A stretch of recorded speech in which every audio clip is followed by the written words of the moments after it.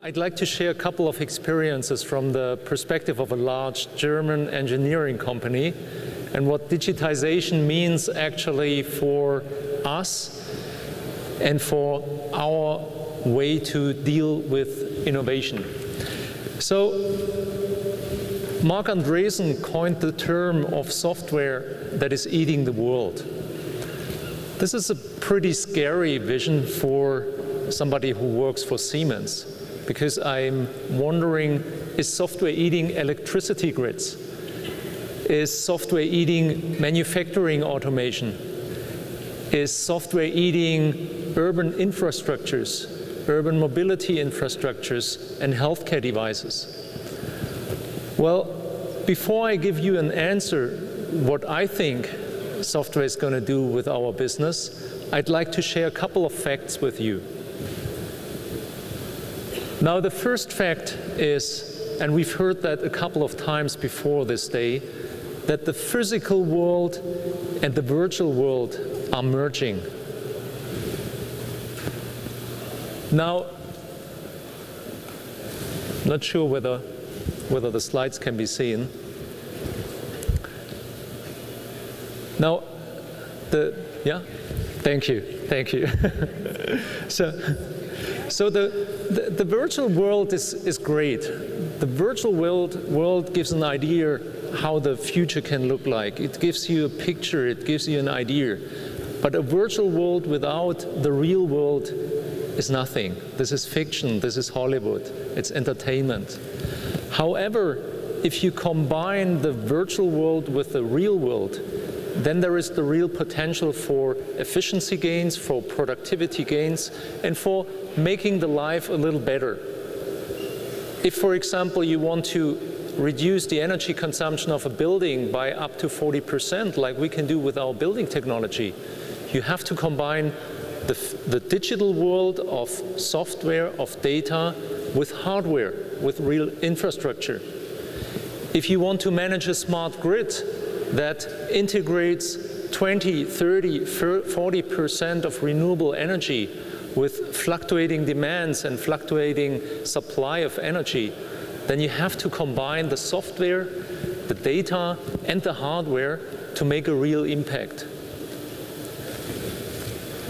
At the core of this idea of optimization, it's what we call the digital twin. This is a virtual picture, a virtual clone of reality. And in manufacturing, this would mean that you design the product virtually, and not only you design the product, you design the whole way how this product is being manufactured virtually before you even move one needle or one piece of equipment. And virtually designing the manufacturing does not only mean that you design in what sequence, what step of the manufacturing process is being assembled. It means that you optimize and virtually simulate the whole manufacturing process. It simulates how much material is being used, it simulates how much electricity is being used, it simulates even how the movements of robots are optimized in order to save energy. You probably have seen how these large robots move, and they move very fast, and they accelerate very fast. And you know from your own car that this is the main way to reduce the energy consumption, by accelerating not very quickly and using the brake energy for regaining electricity. Same stuff in manufacturing. If you optimize the movements of all the equipment, you can save electricity. But this is only possible if you combine the digital world with the real world, if you combine hardware with software and data. And the little Mars rover Curiosity that you saw outside of the hall here is the same example. Before that was shipped to Mars, it was completely built and simulated in the virtual world, and then produced, then shipped to Mars, and the landing was also virtually simulated. So in the end, we could land the Curiosity rover on the Mars and have these beautiful pictures from our neighbor planet. Now, fact two, the internet has gone social, it has gone mobile. I would argue that now it's about to get real. And when I say real, I mean that today we have maybe 3 to 4 billion people being connected to the internet via their computers or their smartphones. In the near future, it will be maybe 1 trillion devices being connected to the internet. All these devices will be as smart as your smartphone today. Computing power is becoming more powerful, cheaper, and will be embedded in more and more things. And those things will communicate with each other. There will be unlimited bandwidth that allows the communication of all this. And sensors will be embedded in all these real-world equipment pieces to sense what's going on.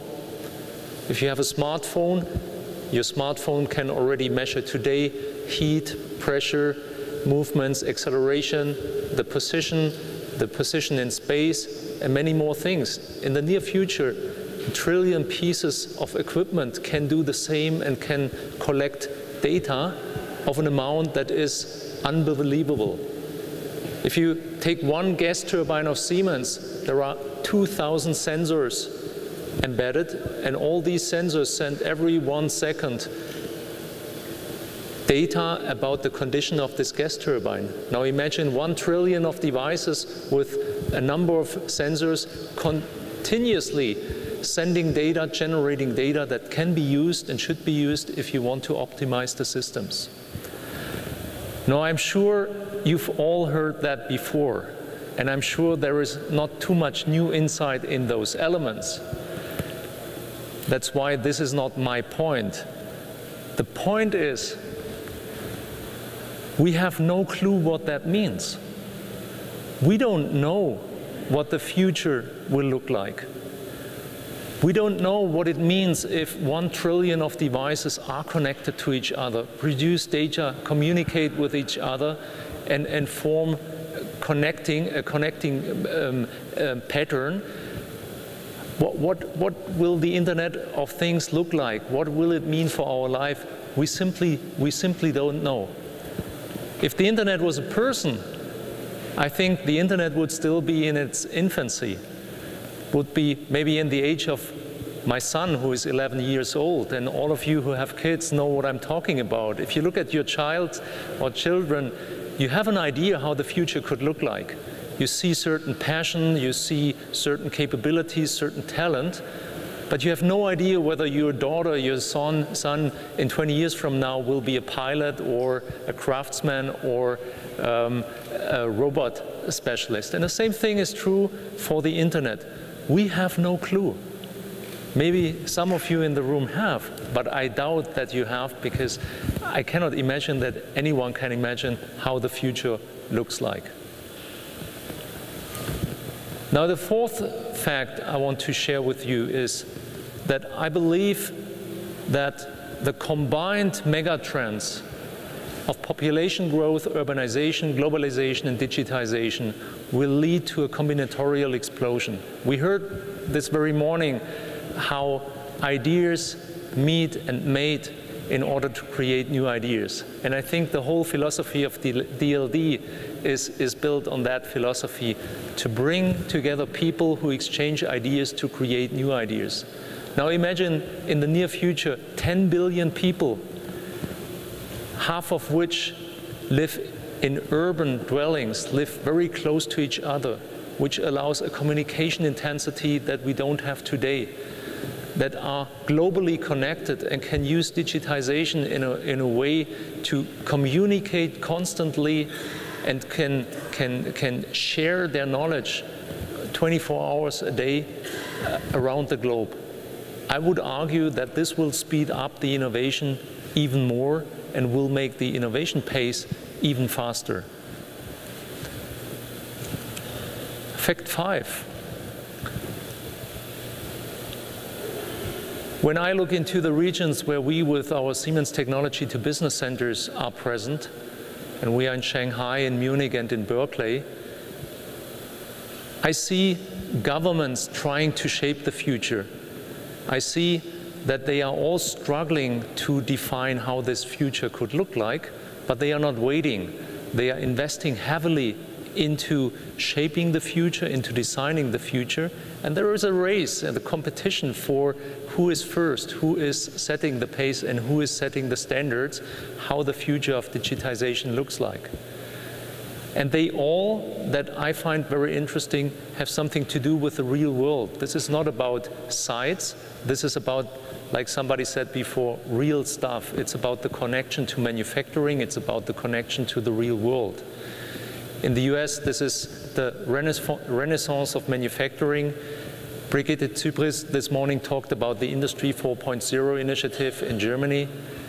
The European Union invests 80 billion in the next 7 years to foster entrepreneurship and innovation, in particular in those areas. And most impressive, I have to say, is what I see in China. What venture capital is in China, in Silicon Valley, that is the government in China. There is an enormous push, an enormous focus on digitization. In the 12th five-year plan of the Chinese government, cloud technology, connectedness, informatization play a key role. And if the number is right, then it's the mind-boggling number of $1.7 trillion that are being invested by the Chinese government in the next 5 years into those topics. Now, when I came to China the last time, together with Chen Yangshu, the general manager of TDB Berkeley here, we went to Shenzhen in the south of China, and we could see how this Chinese recipe is being applied. Now, there is a clear idea what the focus topics are of the future, like robotics, like urban mobility, like personal health. What they do is they pick the best brains worldwide. They find the key people who are leading in robotic, in urban mobility, and they bring them to China. Those people get unlimited resources, they get unlimited possibilities to experiment, to develop, and to create something new. And what might be even most important is they get access to an infrastructure that you won't have in other places of the world. Startups who look into new opportunities in urban mobility, they get access to all traffic data of Shenzhen, together with access to all mobile phone data.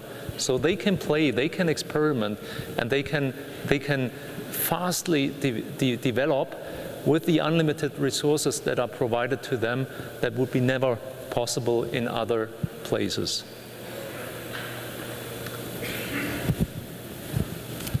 Another fact, we used to work in close boundaries. We used to, and if I say we, I mean large corporates and traditional companies.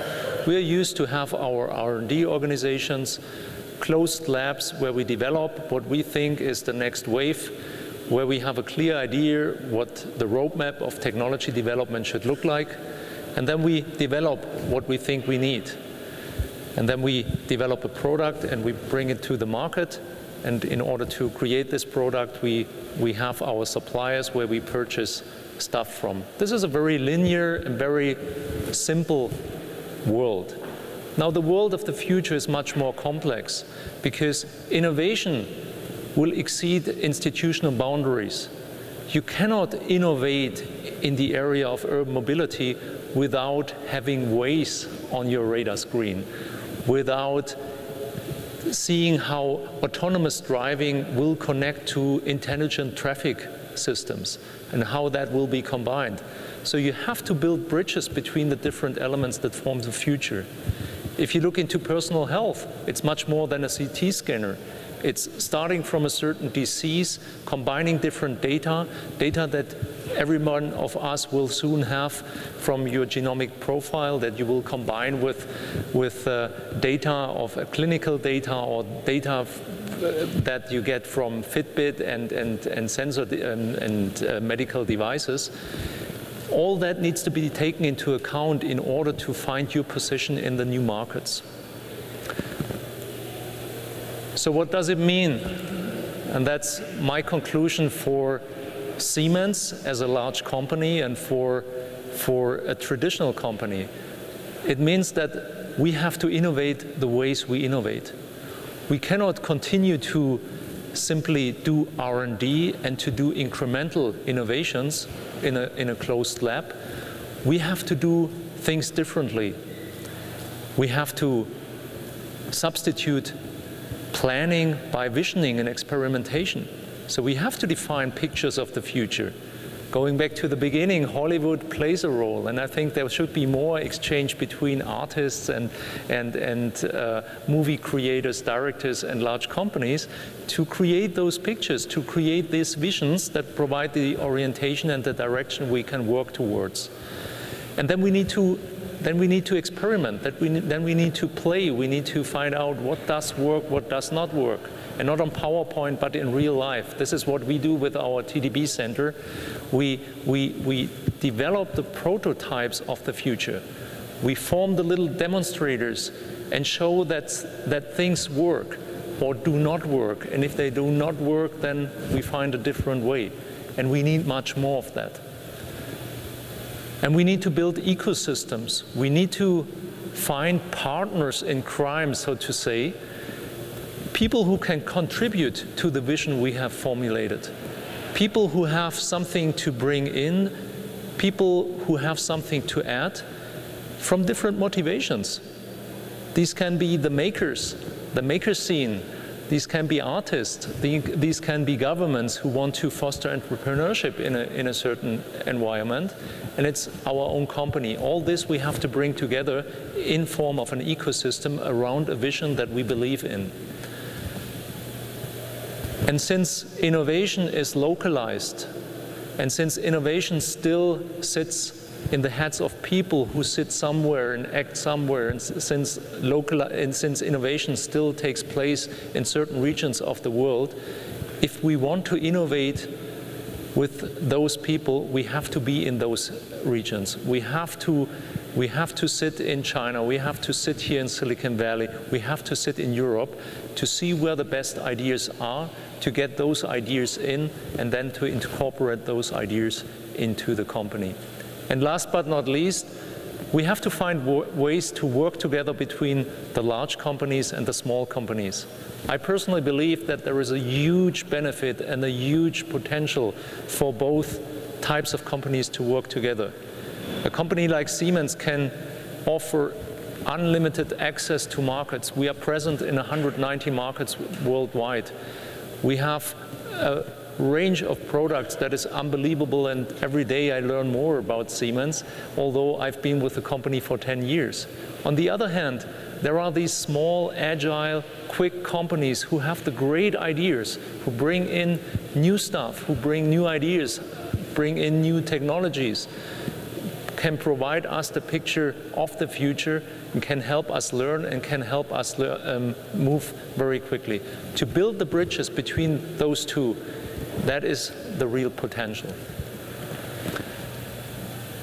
So my question was, is software eating the world? No, I didn't think so. I think software is changing the world. And if we do it right, then there is a great potential by combining software with the hardware, with the data, to real applications, to real infrastructures, to increase productivity, to increase efficiency, and to improve our lives. Thank you very much.